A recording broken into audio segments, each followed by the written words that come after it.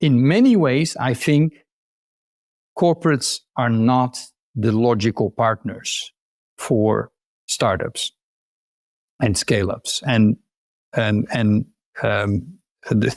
we this is the we of the small startups really have to build our markets on our own. Now is that black and white? Probably not. But I think we have to be more mindful of those contradictions. Welcome to the Lab to Market Leadership Podcast. Too many advanced science and engineering companies fail to deliver their innovations from the lab to the market. We are on a mission to change that.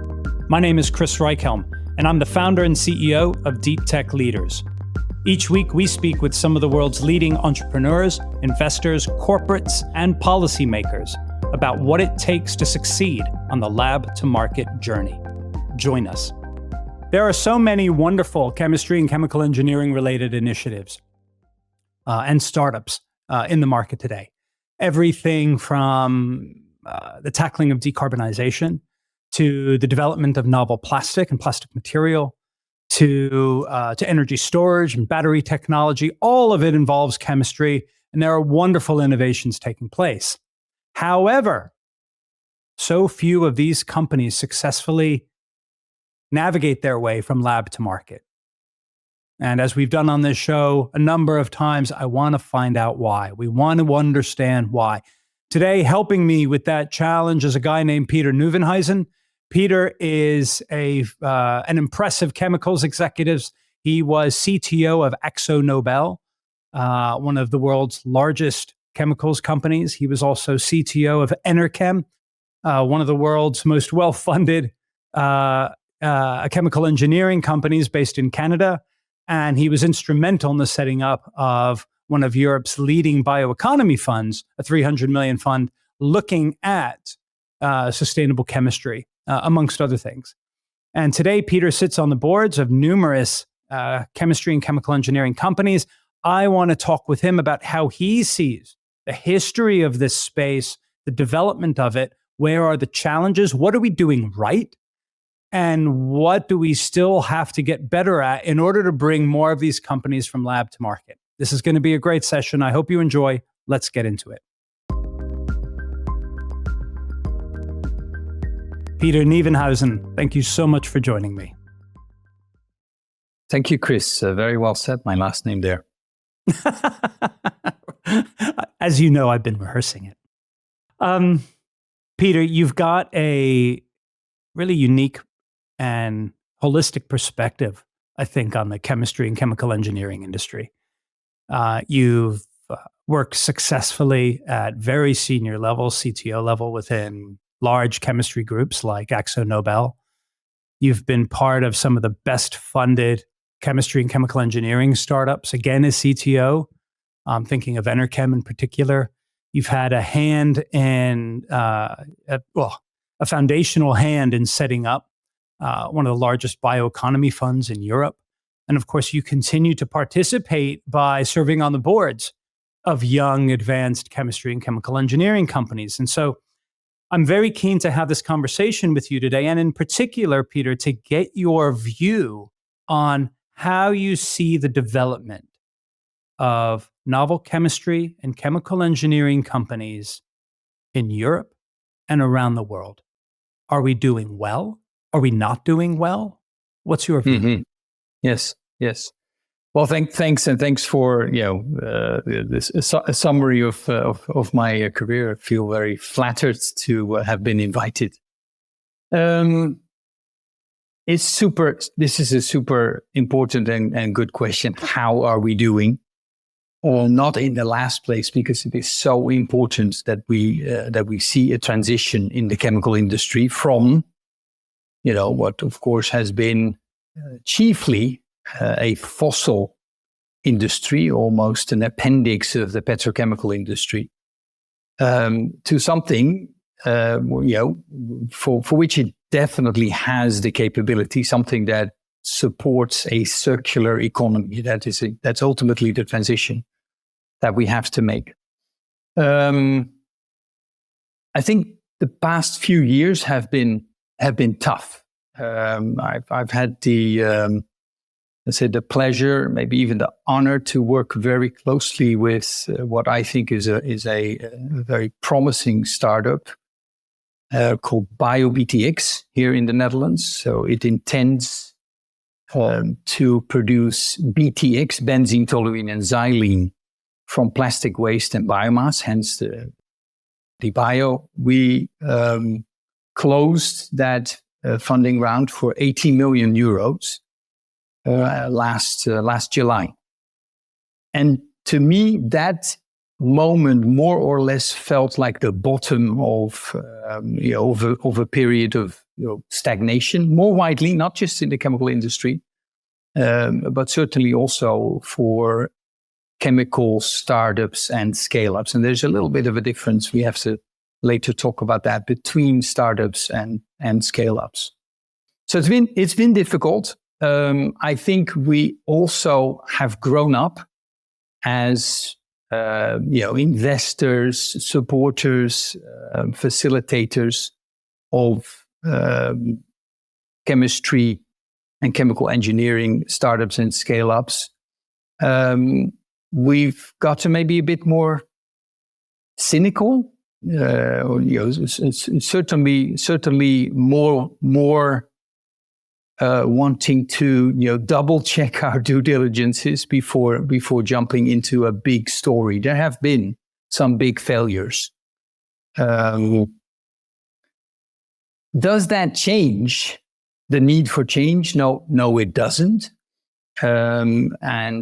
The fundraising, like for bioBTX, shows that there is still willingness and ability to go where we need to go. So that is my sense. I think a more mature, maybe a little bit less starry-eyed way of looking at this arena. It is, it's not for the faint of heart. I think we also have to be mindful of that. It is not for the faint of heart. You got to know what you're doing, and it's probably one of the hardest areas for venture capital and corporate capital to be deployed.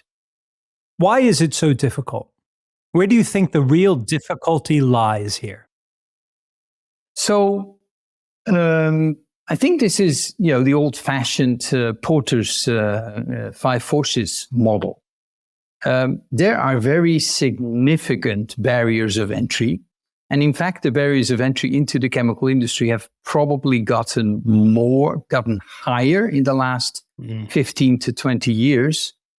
There's the positive in terms of an entry barrier, that there is change. So there's a society, there is an economic environment that is looking for new technologies with less harmful chemicals, technologies which are circular with lower carbon footprint. So that's, I think, the positive. That's where it has gotten easier. But it definitely hasn't gotten easier in the sense that the technology itself, it's very sophisticated. To be successful, you can't just have a good idea. You also need to scale it, and scaling is costly. This is something certainly we've seen at Enerkem, but the same thing is here at bioBTX. And the established companies have gotten bigger, and essentially the regulation that is pushing forward the need for new technology also makes it harder for new entrants to get in. Why? So in many ways it's high entry barriers all around. Yeah. But why is the regulator making that harder for the new entrants? They want to see some change. They're demanding change, and if you'd like, a lot of the startups are reacting to that by trying to develop novel platforms that are going to support that change. Do you think the regulators are making it even harder for these startups than to fulfill that because of all of the other requirements they're placing on it? So paradoxically, the regulator has learned that what it allowed into the market, explicitly or implicitly, because sometimes there wasn't even any regulation, what it allowed into the market 25 years ago, we don't want that anymore. So now for a chemical to be allowed into the market, you have to show all kinds of performance, or better, no problematic performance, biodegradation, and not toxic, and not CMR. When I was in AkzoNobel, we had a product safety and regulatory affairs department. It reported to me, where we had 80 people on a full-time basis. Yeah. Now, granted, we had 25 different, I would say, technology market combinations. So you have to divide that a little bit by 25. But you can understand that you're basically talking about 3 people for a particular technology that are full-time working on the product safety and regulatory affairs matters. So if you're then a startup or a scale-up, that is not the type of funding that you have. So on the one hand, this is where we want to go. Yes, absolutely, we need regulation in order to clean up some of the mistakes of the past. But it can't be the kind of regulation that then becomes a huge barrier of entry to the entrance. Yeah. And as a CTO, you will appreciate... Sorry, go on. You cannot afford it, you would say, yeah. You cannot afford as a chemistry startup not to work in the regulatory affairs space. So this is actually one of the things you have to do, and I also believe that some of the best ones are doing this, is be very mindful, very conscious about pulling that kind of knowledge in. I mean, as a CTO, a very experienced CTO, you'll know all about product development. In a startup capacity, how does one go about developing the platform itself whilst also trying to cater for the product safety and the regulatory environment into which this is going to be going? Is it possible to develop along what are, I'm sure, very stringent lines? And those stringent lines are in place. The regulatory piece serves a real objective there. But how difficult is it to develop the platform whilst also trying to bear in mind the regulatory requirements? So in principle, this is possible. It is, I would say, merely that's a big merely a matter of resources. And this is also where we have to grow up. There has to be a portion of the funding that has to be allocated to product safety and regulatory affairs. That's just what it is. And I think this has to come from the startups and the scale-ups. They have to put that forward mindfully, but it also has to come from the potential investors. They have to put forward in the conversation, okay, what is needed to bring this to success? Have you thought about sufficient regulatory support? And I think sometimes we have overlooked that. But there are brilliant examples out there. So I'm very honored to be chair of the board of Itaconix. And they're developing ingredients that go into the cleaning space. This is a very important regulatory space.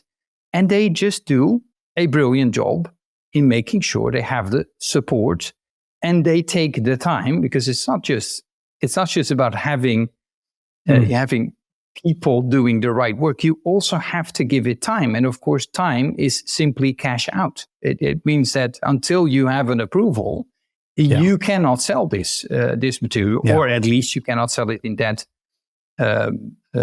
jurisdiction. Yeah. So absolutely, this is possible, but it just needs to be taken as one of the cost lines in the startup or scale up. You said at the beginning, and you said just then, you referred to, we have to be more mature. I'm summarizing here, but we have to be more mature, where we have to have a more realistic understanding of what it's going to take for us to develop this solution and all of the different aspects of development that go into it. Who's we in this? Who's we? Who has to develop a better understanding and accept the real costs and be brave enough to put forward those costs? Who are we talking about? Yeah. Yeah, I love that question, because indeed there is something behind my we, and I think your we is us in the chemical industry. We is the engineers and the chemists, and also of course the non-chemists that we have in the industry, that are passionate about this industry, that believe this is an industry that is fundamental, that is existential for the kind of life and the kind of society that we have and we're trying to make. So I'm in many ways I'm very optimistic. I think most people in the industry want this industry to be successful. They want this industry to be respected, and they realize and they see the phenomenal capability that we have, the technology to do things, not just taking fossil and producing in the end CO2 and wasteful chemicals, but closing the circle. This is something that is within reach, technologically speaking. Of course, there's a cost. Whether this is driven by the companies that are currently active, and they are working on that, whether this is driven by startups and scale-ups with the backing of venture capital, public capital, corporate capital, all of those are working, I would say, ultimately in that direction, but with all, the issues that it has. Many of these solutions will be more expensive than what we have today. And if you allow me, so the typical thing that I bring up at this point is we are where we are, but the shift from fossil to circular is not dissimilar. We can learn a lot from the shift from a slavery-based society to one in which we started to pay first children and adults, and then only adults, for the work that they did. Today, nobody would suggest that in order to have lower costs, we would go back to using slaves. And I'm convinced that 50 years from now, people will say, of course, we're not going to suggest to use more fossil to make the products that we need, because we can also make them in a circular fashion that is more expensive, but it also has led this shift from slavery to paying people for work, created a more sophisticated economy that ultimately was better for all participants. Of course, it hurts in the shift, but at the end of the day, it is better for all participants. And the same thing, I believe, will be the case for a circular chemical industry, a circular economy. I think that's an interesting analogy you've raised there. I hope you're right. If I dig into the we question a little bit more, though, and I think about entrepreneurs and investors who are, if you'd like, on the front line, and let's throw in some board directors there too, because they have a role to play. But the real entrepreneurs who are developing these platforms, and they're creating their business plans in their slide decks, and they're putting them forward to prospective investors and so on. Do these different parties, just to start with, do you think they understand all of the elements that need to go into this kind of development process? Because, I will say, and you can probably guess where I'm going with this. In my experience, I would really question that. I don't think they know. Or if they do, then they don't have the courage to admit it up front and to just say, look, that's the number. It's going to be much, much bigger than any of us thought. And that's what we're going to have to live with. Yeah. I think, even outside chemical industry startups and scale-ups, I think many, maybe most, maybe all entrepreneurs would say, looking back, so if I had known what I know now, I wouldn't have started my venture. And so I think you need to have a certain amount of naivete and passion, and just I'm different. This technology is different. We will succeed, because otherwise you will not do this. And I think I'm fortunate to work with a number of CEOs who just have that. We will succeed because we have to, and because this is just great. I'm passionate about what I'm doing. Of course, then the next thing is the great get separated from the merely good, because they can deal with we also have to take this into account. This is a difficult issue over there. How do we solve it? Is that and I get the point. You absolutely need passion in all of these different enterprises, and a certain amount of naivete is a wonderful thing. Because you're right. If you factored in every potential eventuality, most people would never move forward with it. But in my limited experience, I've watched 25 years worth of chemicals or chemical engineering type businesses, with great potential platforms, and yet so few of them have really scaled successfully from lab to market. And so I kind of get to a point where, yes, you need that passion and you need that enthusiasm, but we need to see some success. We need to see some scaled businesses. And you're right to draw the distinction between startup and scale-up. And so we need to see businesses that have gone from either a research institute or a university or even a corporate spin-out, not at the level of like Covestro or something, because that was already a huge business, but something smaller, very, very innovative, that has been on the startup journey, something that we can all look at and say, that's been on the startup journey. And people can point to and say, that's the one that made it. So we can say, everyone can look around and undeniable success has taken hold there. What can we learn from that? Because otherwise, we're going to, we have lots of businesses that are fledgling and nothing that is able to stand on its own. And then that winds up impacting the entire industry. And to an extent, that of course has happened.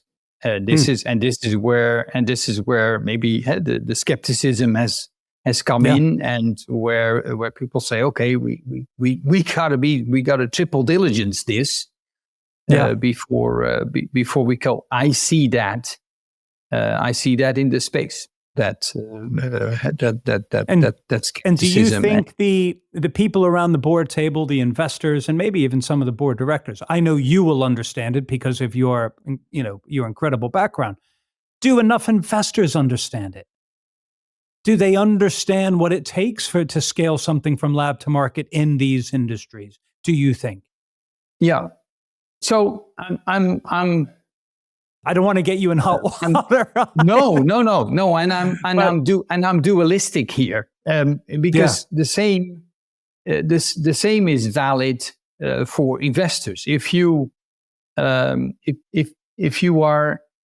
passionate, if you don't believe that you will succeed, that you see this differently, I've been there. I mean, I've as you mentioned, I've founded a venture fund, the European Circular Bioeconomy Fund, and so I had the opportunity to look at many business plans. And it is actually easier to not invest. There is always something that will not work. So you got to believe, okay, this one we can get it to work. This one can work.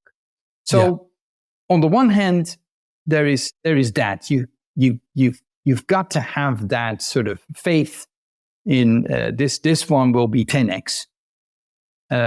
And the good news about the chemical industry, I also would like to say that, is that if you make it in, it's actually very resilient. Yeah. Once you're selling, you get your customers. You have a retention rate of 95% year on year. So that's where we'd like to get. Do I think that those companies that have been investing in these startups have had the right knowledge, capabilities? I don't think so. It is a very difficult and very multifaceted space to play in. And even, let's say, a dedicated venture fund for, let's call it the green chemistry venture fund, there is no such fund. That will be the prime place where you could expect, okay, these people have all the different angles that we need to have in order to do due diligence, but also subsequently, and I think this is very important, subsequently to support those management teams.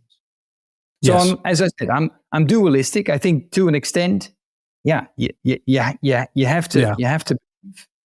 To the other extent, I also think that there isn't sufficient hard-nosed capability in the venture funds that have been investing in these startups. And that might also be one of the reasons why it isn't working as well. Yeah. If you look at the companies themselves, you've seen a lot of companies. I'm sure you've done due diligence on lots of companies, and you've been on the board of a number of companies as well, and you've actually worked in some of these companies. Where are the gaps that you see? Where are the particular challenges for these types of companies? Where do they often go wrong, in your view? I think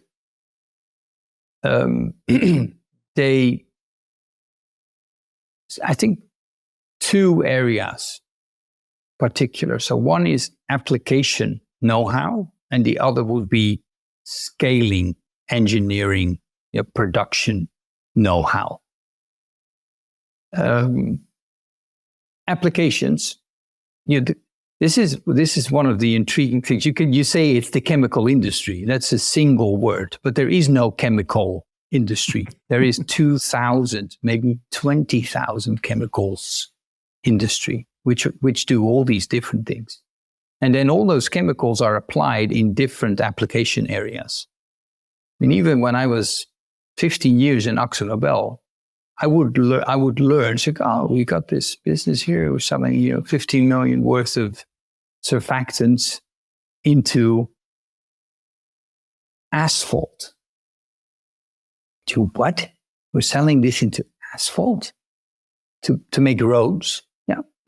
It's quite important. If you do that, it has such a positive impact on how long you can transport the asphalt, etc. Mm-hmm. Amazing, right? Mm-hmm. And so if you are a startup and you've figured out this, a particular ingredient that has a beneficial effect, let's say Itaconix in automatic dish, that's wonderful. Now, where do you take it next? I mean, there are literally 20,000 opportunities, right? And then in a big company, it makes it a lot easier because you just say to so-and-so who's next door in a lab, say, hey, would this work? They do. And so there is this sort of easy way of figuring things out. So application knowledge, how do you get access to application knowledge? Yeah. No, please continue. Yeah. How do you get access to that? This is a really big thing. I also think this is an opportunity. There's a lot of people that have left the industry that I think we can draw back in and say, hey, you know something about colorants? Have a look at this. Help me out for 3 months. Is this something to dive into? I don't see enough of that. That's a great point. So there are a couple of pieces to this. One is the identification of the application area in particular. And with so many, no one person's going to be able to do all of that with the level of skill and expertise. It's impossible. So if you're thinking about a startup and you're thinking about, okay, we've got some kind of novel platform here, and where might we play? Just that discovery process and that selection of those areas, I think is a key one. And then there is it sounds like there's also this another piece to it, which is about how do we test it? How do we ensure that if we're going to go down that road, we know the performance characteristics of our platform within that application area. And so that's a trial period. And that's, and then Precisely. How much trialing do we need? How many, how much evidence do we have to gather in order to get the market to believe, we can be supplied by these guys. Yeah. And then you have, even if you've got something that you say, hey, I found this new application area. Hey, I believe we are better, cheaper, have better performance than the incumbent.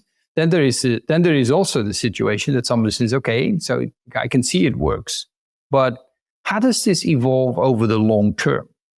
Right. So PFAS are wonderful, wonderful molecules. They work phenomenally well.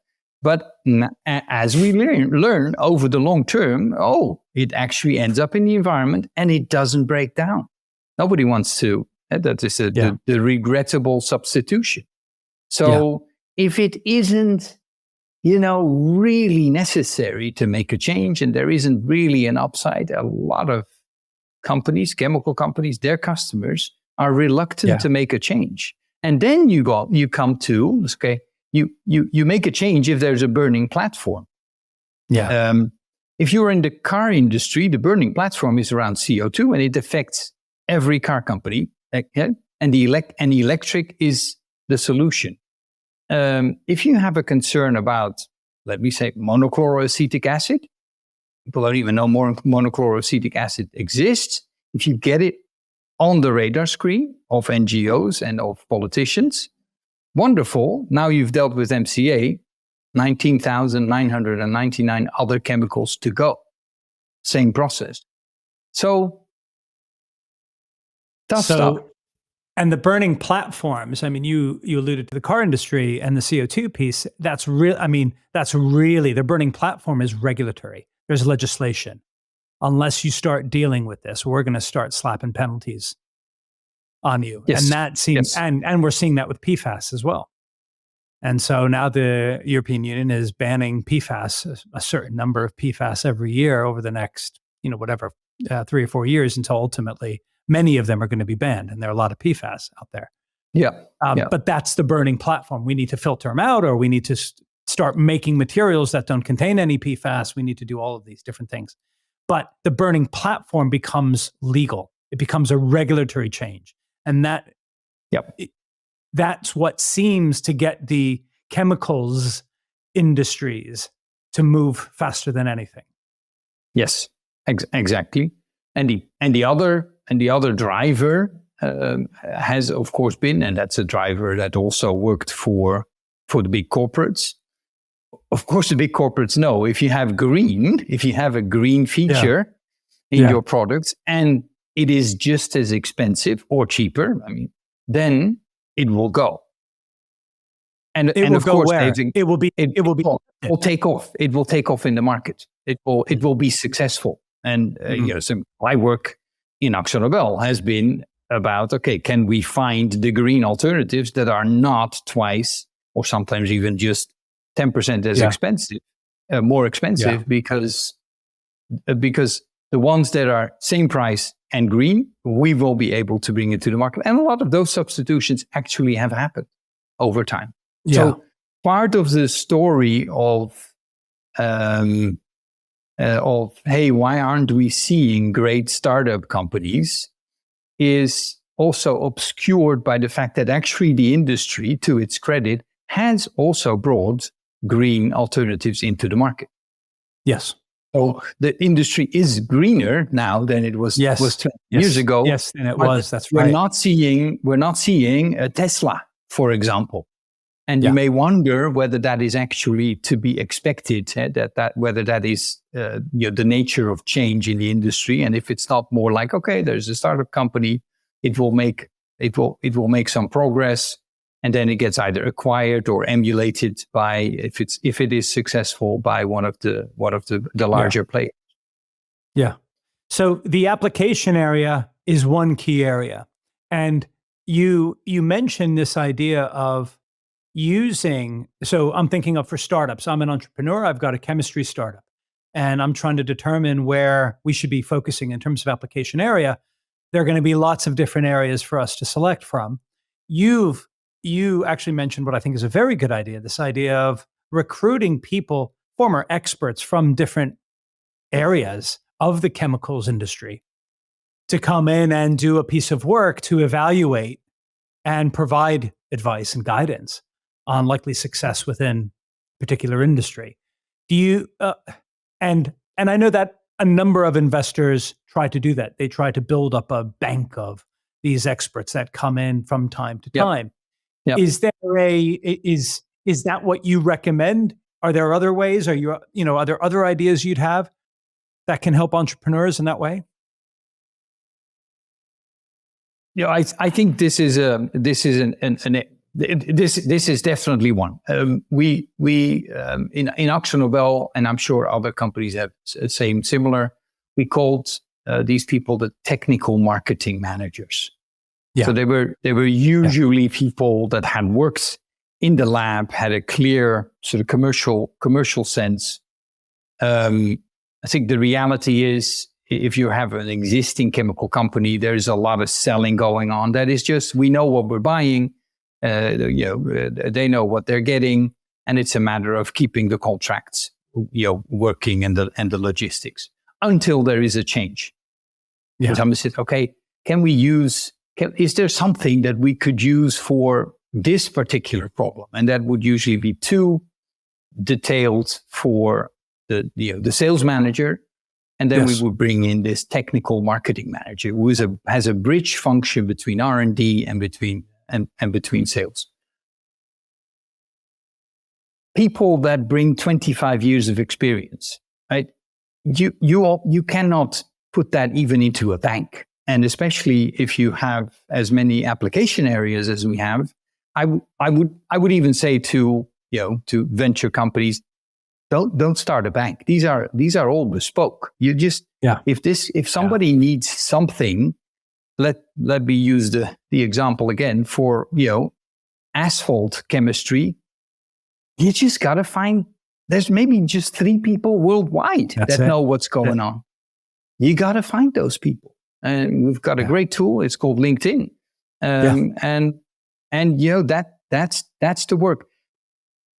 There is so much in terms of, if you work in a space for 20 years, how you make the sale. Every space is a little bit different, how they sell and what is important. The chemistries are, small things make a difference, and you only get that from somebody who knows, who has been in that area. So I think this is a must. Don't try to do everything yourself, which, by the way, doesn't mean that you should not build up that application know-how in-house. What Itaconix did phenomenally well is, at some point they bought 10 dishwashers and they just started to do it themselves. They started to learn, how does this work? You can do your tests so much faster, but they did it with somebody who actually had worked for 20 years with different chemicals in that particular application area, in that industry. And then you learn very quickly. That's great advice. The other area you mentioned was scale-up in engineering. Talk a little bit about that. And this one is, I think, it's more intuitive. I think people immediately understand, okay, if you're a small company and you need to build a 50 million, 100 million, a 200 million plant, this is probably not something that you're able to do.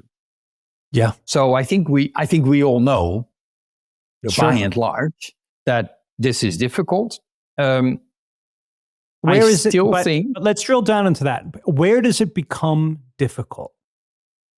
And I appreciate there's probably difficulty throughout the whole thing. Financing is very difficult when you're trying to build true first-of-a-kind type plants.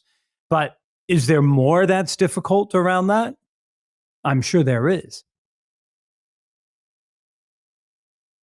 Yeah, but financing is the result of doing a good basic engineering and detailed engineering, right? Mm-hmm.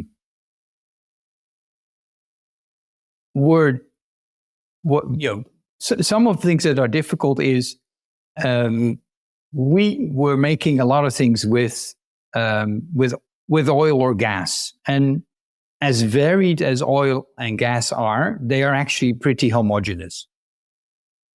The moment that you go to, let's look at Enerkem, you look at household waste, you go to biomass, BioBTX, starting to use plastic waste. So there's a lot of this plastic pyrolysis. These are all very heterogeneous. The waste that Enerkem was using would be different in December than it would be in July. Sometimes it's extremely wet, sometimes it's extremely dry. So there's two things. One, you have never built a plant using oil, right? So there's just no capability there. But then even if you bring in people, which we are doing, you bring in people from the industry that have done this, even they must admit, well, this is tricky. This is different. We need to think about some of these things very carefully. And usually very carefully turns out to be not even careful enough. And too quickly. And this is, I think, absolutely a lesson. Too quickly moving into detailed engineering and building. Instead of moving into it. Too quickly. Yeah. Instead of having it due diligenced by experts in all of these the innovative unit operations that you are going to introduce. Because the cost associated with thinking another 3 months about, are we really doing this right? What is the evidence that we think if we do it this way, it will actually work? The cost of that is there. And it's difficult, and it's cost before FID, right? And typically that's a slightly different bucket for the investor. So you blow up that piece. But if you blow up that piece and you can avoid 5 months of re-engineering when you already have 25 operators running around, it is a major saving.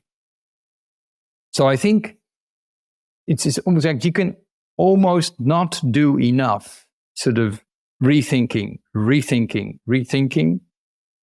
And we haven't done enough as sort of the chemical startups. We have probably never done enough to really get it right.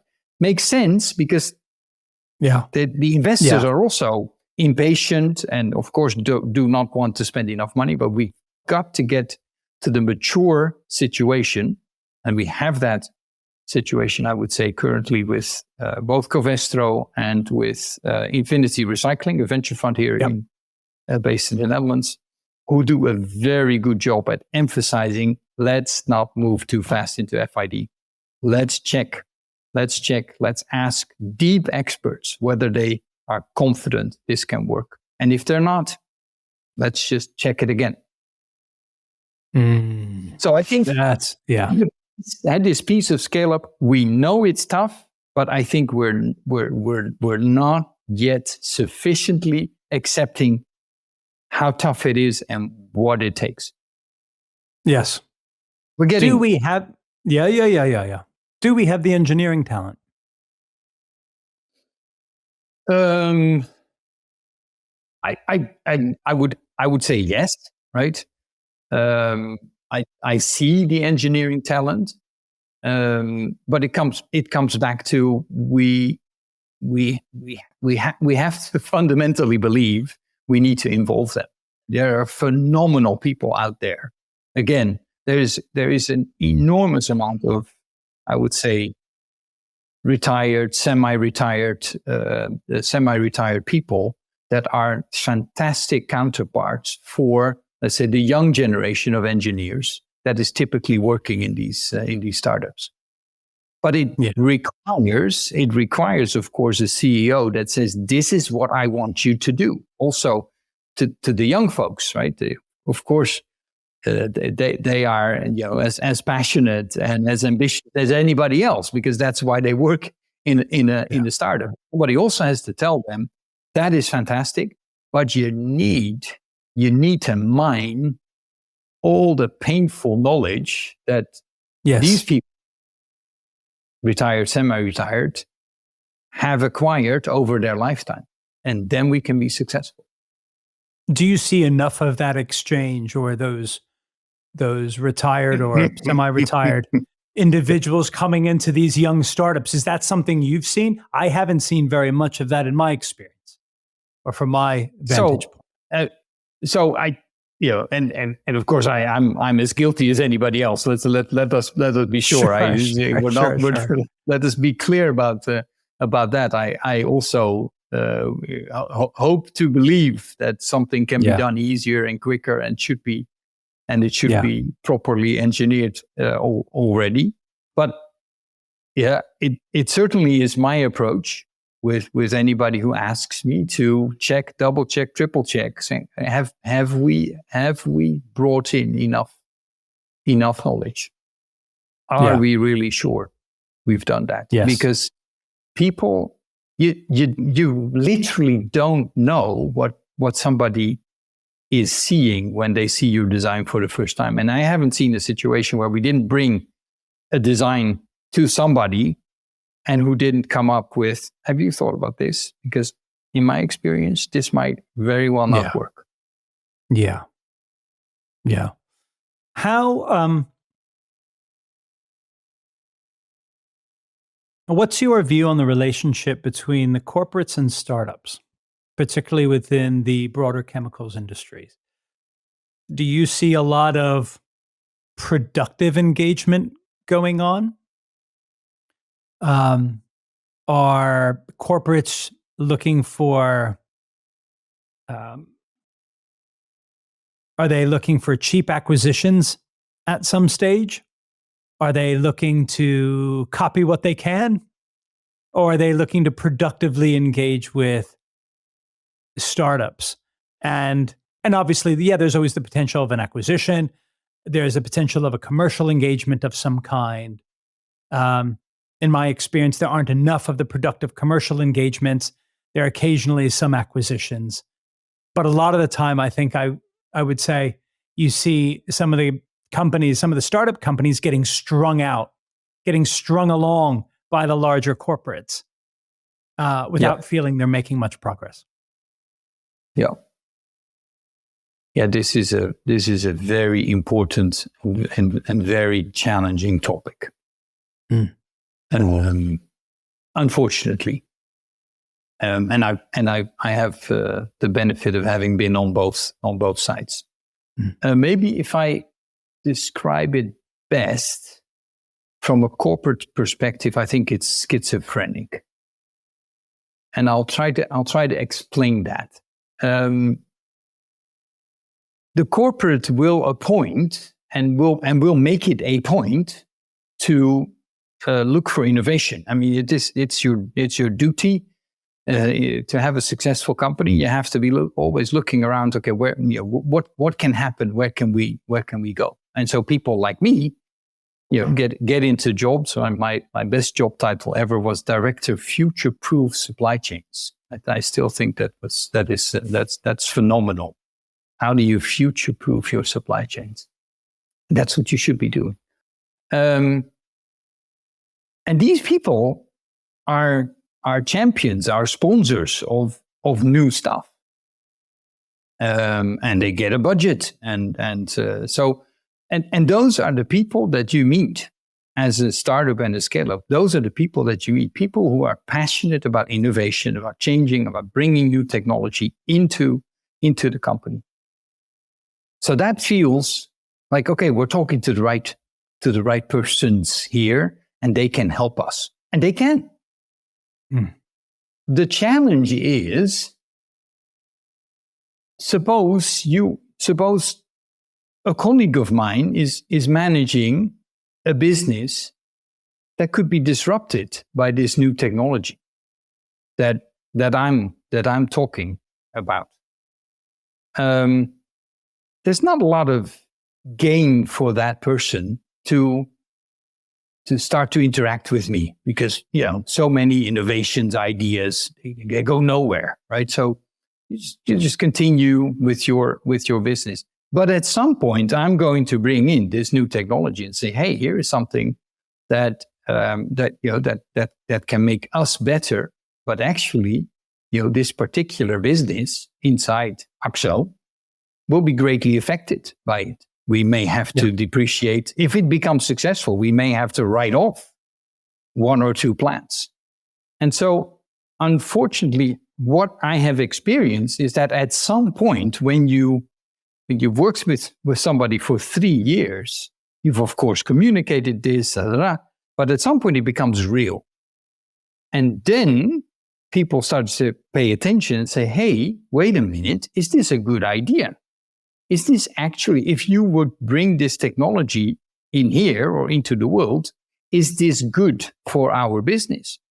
And of course, a write-off of an existing business is a pretty bad IRR, which has to be offset by a phenomenal IRR on the side of the new technology.